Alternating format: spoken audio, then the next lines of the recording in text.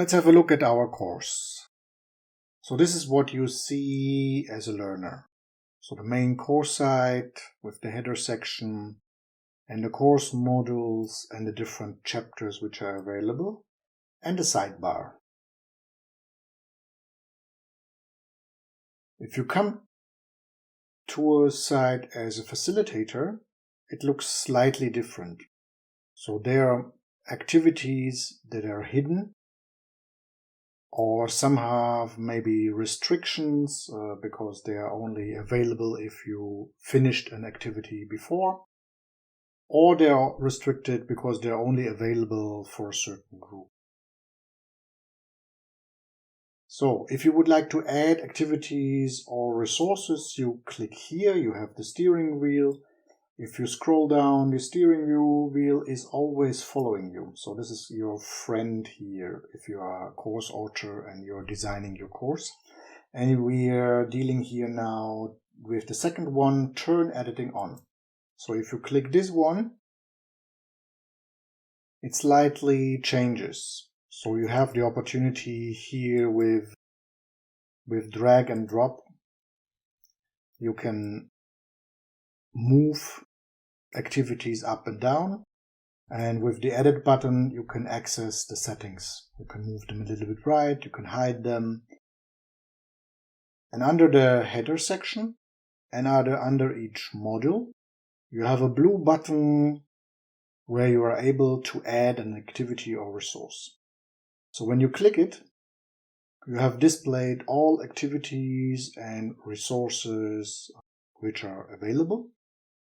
And if you click at one, you can check there's a short description and maybe one or two examples how this activity can be used in your course. Let's start with a page. So a page where you can display some content, and you can come here immediately to the settings. So you can give it a title. Let's say read me first, some basic information which you would like to give your participants when they come to the site. You can give a description which is displayed under the headline, which gives some infos what's inside this page. And if you click it here, it will really be displayed under the headline in the menu. And here is the main part for your course content. Let's see some last settings. So you have appearance. You can also decide here if you want to display the course name, but we leave it like this at the moment. If it's a work in progress, you can still hide it from your learners, but we leave it also here now. So here are the restrictions. So you can add restrictions. For example, you would like to finish another activity for your participants first and only then open the next one. You would like to add a certain date and only on that date it's available. Or you would like to access or restrict it for certain groups. But we can also leave it like this at the moment. And here's maybe something to decide whether you would like to indicate or not indicate the activity completion. So here the learners can manually tick off, and here you can define some conditions. So here, for example, a student must view this activity to complete it. So maybe you just save it. So you see the activity, there's no content inside.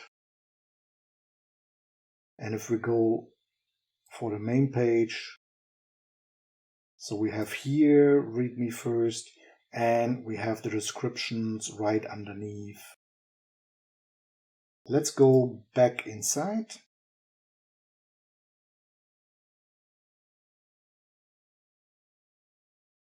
You can put the main content. You have here some formatting options.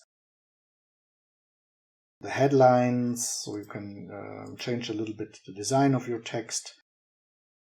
Bullet points, you have numbers, you can add a link or a document that people can download.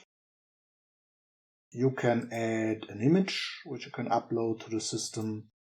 You can add a video or an audio file. You can record audio and video and display it here. And you have here still some small, kind of limited kind of formatting options here. Some special characters.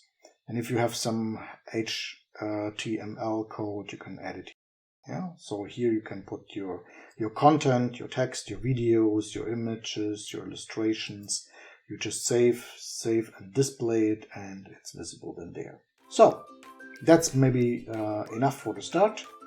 Good luck with it, and I'm curious to see your first results in the playground.